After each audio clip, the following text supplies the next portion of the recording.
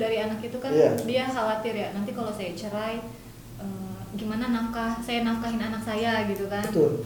Jadi ada untungnya ketika bercerai secara resmi gitu. Iya dong, kan bisa nikah lagi jadinya kan? Oh itu. Itu orang tercerai kan?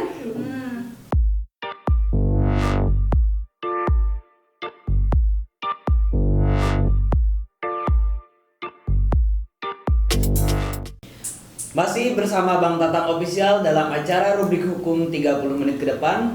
Dalam segmen Rubrik Hukum kali ini kita akan membahas tentang nafkah anak pasca perceraian ditanggung siapa.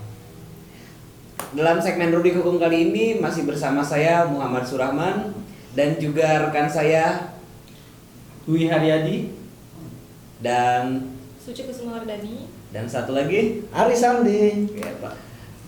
Di segmen sebelumnya kita sudah membahas tentang hak asuh anak pasca perceraian, dan di segmen kali ini kita akan membahas tentang nafkah anak pasca perceraian ditanggung siapa. Bagaimana menurut rekan-rekan terkait tema kita hari ini? sangat menarik ya, terutama materi hari ini ya. Iya. Terutama terkadang masyarakat bertanya, apakah setelah pasca perceraian anak itu dinafkahi oleh siapa? Apakah hanya betul. oleh sang ibu atau pemegang hak asuh anak ibu, ataukah berdua istrinya maupun ayah ataupun ibu? Betul. Kadang orang bertanya-tanya, apabila tiba-tiba ayahnya tidak bertanggung jawab harus bagaimana? Kan masih awam ataupun bingung bagaimana nih langkah-langkahnya. Betul. Seperti itu. Menurut rekan-rekan, apakah ada pertanyaan-pertanyaan dari netizen ataupun masyarakat terkait nafkah anak pasca perceraian ditanggung siapa ini? Oh iya, betul. Rekan Dwi, banyak nih masyarakat bertanya nih ke YouTube kita gitu, Bang Tatang Official gitu, yang bertanya, nitip lah bahasanya, nitip pertanyaan ya. gitu ya. Nitip pertanyaan gitu. Jadi banyak yang bertanya gitu, makanya kita ulas nih pertanyaannya gitu. Mungkin rekan-rekan ada yang bisa jawab atau menjelaskan mungkin, atau rekan Suci menjelaskan apabila seorang suami bercerai dengan istrinya dan meninggalkan anak-anak kandungnya yang masih kecil nih gitu, sekecil biasanya di bawah berapa tahun gitu kan.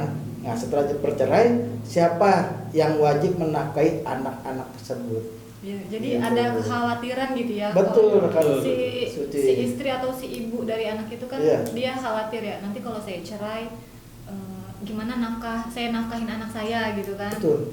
Nah, pada dasarnya dalam hal terjadi perceraian, pemeliharaan anak itu jatuh terhadap ibunya ketika anak tersebut belum memayis atau belum berusia 12 tahun ya, itu adalah hak ibunya. Tetapi ketika si anak tersebut sudah memayis atau sudah berusia 12 tahun, si anak tersebut kan bisa memilih dia mau ikut bapaknya atau ibunya gitu kan. Iya. Tetapi untuk pemeliharaan anak nafkahnya gitu, itu diwajibkan kepada ayahnya. Nah, hal tersebut diatur dalam pasal 105 kompilasi hukum Islam. Tetapi lebih baik kita upayakan dulu secara kekeluargaan gitu kan, musyawarah dulu gitu. Misalnya ketika mau terjadi perceraian, si suami istri ini bermusyawarah dulu, membuat kesepakatan. Iya, secara kekeluargaan kan. Misalnya, si istri bilang anak sama saya, tapi kamu tetap kasih dia nafkah ya, gitu kan, untuk biaya.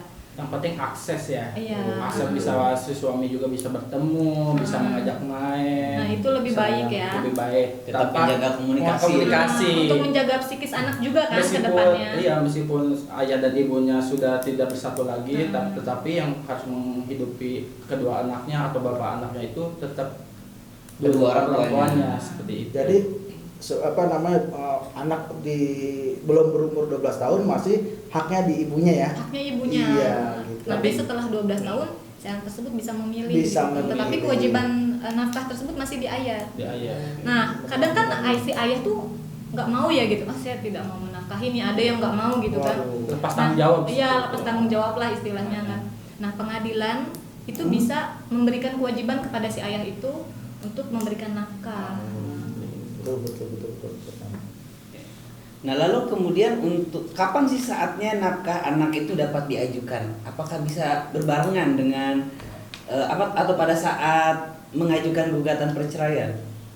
Terkait nafkah anak itu bisa diajukan disatukan dengan gugatan. Jadi pasca gugatan perceraian, nafkah anak, hak asuh anak juga bisa digabung di dalam jawaban. Kalau misalkan contoh cerai gugat, di situ cerai gugat itu mengajukan tentang perceraian dan hak asuh anak dan nafkahnya juga seperti itu. Kalaupun cerai talak pun sama ya. Jadi tidak berpengaruh mau siapapun yang mengajukan ya, Pak ya. Betul. Itu bisa diajukan sekaligus gitu. Sekaligus. Gitu. Yang penting istilahnya dalam satu koridor yang sama seperti itu. Berapa besar nafkah untuk anak pasca perceraian dan berapa batas usia anak mendapatkan nafkah anak dari sang ayah? Waduh, ini menarik nih pertanyaannya nih. Banyak netizen mungkin ya, yang berkomentar menanya nih, pertanyaan kayak ini. Ada pertanyaan. Iya, banyak nih. Coba mungkin kita jawab gitu. Jawab mungkin walaupun nafkah menjadi kewajiban ayah gitu, besarnya didasarkan pada kelaziman dan kemampuan si ayah. Kemampuan kemampuan. Di antaranya kebutuhan asasi setiap anak adalah biaya tempat tinggal, kesehatan, pendidikan dan sejenisnya. Gitu. Dalam prakteknya, seorang istri yang hendak bercerai dapat mengajukan besar nafkah yang harus diberikan si ayah untuk anaknya. Gitu. Jadi si istri itu bisa di dalam jawaban misalnya ketika di persidangan sedang berlangsung kan dia memberikan jawaban kan. Betul. Di situ si istri bisa meminta ya besaran nafkah si anak. Bisa. Namun semua kembali pada majelis hakim yang akan menilai dan memutuskannya rekan Suci gitu. Istilahnya di kemampuan lah. Sesuai kemampuan si ayah ya. Kemampuan saya. Karena di balik kemampuan dia harus memberikan nafkah anak dan dia juga harus memberikan nafkah untuk batinnya sendiri gitu. Pasti hakim akan melihat ayahnya gitu. Masa dia ngasih ini kemampuannya ayah nggak mampu. Iya, istilahnya anak dikasih makan, ayahnya nggak dikasih makan, tiba-tiba kan bisa juga anaknya gitu. Apalagi kemudian hari beliau menikah lagi kan. Waduh, ada tanggungan lagi. Jangan lagi ya. Jangan sampai. Ada pun pasca perceraian. Pasca perceraian nikah lagi. Gitu. Nggak dilarang kok. Tidak dilarang ya, Pak. Dilarang ya. Siap. Terus adapun batas usia anak mendapat nafkah dari ayahnya pasca perceraian menurut kompilasi hukum Islam, batas waktu pemberian nafkah adalah sehingga anak itu berusia 21 tahun seperti yang dijelaskan pada pasal 156 huruf D tentang akibat perceraian. Bahwa semua biaya adonah dan nafkah anak menjadi tanggung jawab ayah. Bisa garis bawah ini tanggung jawab ayah ya. Gitu menurut kemampuannya. Tadi kan kita jelasin menurut kemampuannya sekurang-kurangnya sampai anak tersebut dewasa dapat mengurus sendiri usianya 21 tahun gitu. Sampai usia 21. Sampai usia 21 tahun. Tapi kalau misalkan ya kalau 21 tahun dia sudah bekerja, dia tetap masih dapat atau tidak ya? Kalau sudah bekerja mah sudah ini tidak, karena dianggap sudah bisa mandiri gitu. Nah, lalu pertanyaan selanjutnya ya. Jika di dalam putusan pengadilan telah diterangkan bahwa mantan suami yang berkewajiban untuk menafkahi anak-anak, tetapi mantan suami tidak melaksanakan isi putusan pengadilan, bagaimana nih langkahnya? Itu Bang Rahman. Apabila pengadilan sudah menetapkan terkait kewajiban mantan suami ini untuk menafkahi anak-anaknya, namun ia tidak melaksanakan putusan tersebut, berarti kan dia tidak sesuai dengan berarti kan dia tidak menjalankan isi putusan. Apabila seorang ayah tidak menafkahi atau tidak mengeluarkan nafkah sesuai dengan isi putusan pengadilan, maka ada beberapa cara untuk melakukan upaya hukum. Salah satunya dengan melakukan unmanning.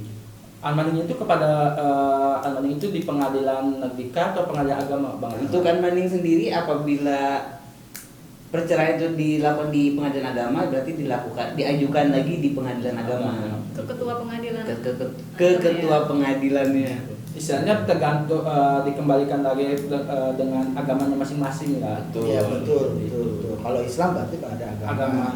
Kalaupun non Islam berarti pengadilan negeri. Berbagai kewenangan kan ada hak kewenangannya lah. Gitu. Jadi jika seorang tidak memenuhi putusan pengadilan, maka terkait hal itu, nah kita lihat nih di pasal 196 HIR menyebutkan gitu. Jika pihak yang dikalahkan tidak mau atau lalai untuk memenuhi isi keputusan itu dengan damai, maka pihak yang menang memasukkan permintaan baik dengan lisan maupun dengan surat kepada ketua pengadilan negeri yang tersebut pada ayat pertama pasal 195 buat menjelaskan keputusan itu. Ketua menyuruh memanggil pihak yang dikalahkan itu serta memperingatkan supaya ia memenuhi keputusan itu di dalam tempo yang ditentukan oleh ketua yang selama-lamanya 8 hari. Oh, berarti berdasar ada aturannya. Ada aturannya gitu. Jadi tidak sewenang-wenang dalam arti melakukan kekerasan atau apapun ternyata ya. Jadi karena ada aturannya dan ada step by step dan prosesnya lah. Iya, jadi berdasarkan hal tersebut Anda berarti dapat mengajukan permintaan kepada ketua pengadilan negeri atau ketua pengadilan agama. Tergantung hukum apa yang Anda gunakan saat bercerai. Jadi tenang aja untuk para mantan istri gitu. Waduh, betul mantan istri digarisbawahi ya. Mantan istri. Mantan suami tidak akan lepas begitu aja gitu kan. Dia masih punya tanggung jawab. Hati-hati ya. Mantan suami ini ya. Ada anak di situ kan. Ada anak, betul kan Suci. Jadi tetap bisa kita minta pertanggungjawabannya ya ketika dia tidak menjalankan isi putusan ya. Iya, betul. Jadi ada untungnya ketika bercerai secara resmi gitu. Iya dong, kan bisa nikah lagi jadinya kan? Oh itu. Keluar orang tercerai kan? Yang penting tidak dilupakan anak gitu, meskipun dia sudah menikah. Tetap ada tanggung jawab intinya. Terus ada lagi nih hal tersebut agar ketua pengadilan negeri atau ketua pengadilan agama memanggil dan memperingatkan mantan suami agar memenuhi nafkah sesuai putusan perceraian paling lambat 8 hari setelah diberi panggilan atau diperingatkan. Gitu. Jadi ada batasnya. Jadi upayanya tuh bisa si mantan istri ini bisa mengajukan surat ke ketua pengadilan agama misalnya ya. Betul, nanti pengadilan agama membuat surat pemanggilan. Surat pemanggilan atau teguran unbanding itu ya. Iya. Supaya si mantan suami ini menjalankan isi putusannya. Iya. Mungkin di selanjutnya ada pasal 197 HIR alinea ke-1 menyebutkan, nah kita baca nih gitu. Jika sudah lewat tempo yang ditentukan itu dan yang dikalahkan belum juga memenuhi keputusan itu dan atau ia jika dipanggil dengan patut tidak dapat menghadap, maka ketua oleh karena jabatannya memberi perintah dengan surat supaya disita sekalian banyak barang-barang yang tidak tetap, dan jika tidak ada atau ternyata tidak cukup sekian banyak barang tetap kepunyaan orang yang dikalahkan itu sampai dirasa cukup akan mengganti jumlah uang yang tersebut di dalam putusan itu dan ditambah pula dengan semua biaya untuk menjalankan keputusan itu. Itu ya Bang. Jadi ketika dia memang tidak sanggup membayar gitu kan, misalnya si mantan suami ini tidak memberikan nafkah kepada anak sesuai isi putusan, udah berlangsung 1 tahun atau 2 tahun tuh nanti diakumulasi gitu ya. Diakumulasi. Enggak, istilahnya tidak yang sesuai putusan ya. Iya. Berarti diakumulasi. Misalnya per bulan itu 3 juta ya dikali 1 tahun. Berapa tahun si mantan suami ini tidak menjalankan isi putusan kan? Nah, ketika si suami itu tidak misalnya dia tidak punya uang gitu kan, tetapi dia punya hartanya. Betul. Nah, ini ada peraturannya di pasal 197 tadi kan. 197 alinea kedua HIR penyitaan dijalankan oleh panitera pengadilan negeri gitu. Atau pengadilan agama Pengadilan agama. Jadi bisa disita kalau seumpama mantan suami tidak menjalankan perintah. Mantan suami. Ya. Betul. Oke, mungkin cukup sekian penjelasan dari kami, mudah-mudahan bermanfaat untuk kita semua. Apabila masyarakat ingin berkonsultasi secara langsung bisa datang ke kantor kami di Jalan Boulevard A2 nomor 6, Klaster Jasmine GDC, Kota Kembang, Kota Depok, atau juga bisa menghubungi kontak telepon di 0812 8282 9523.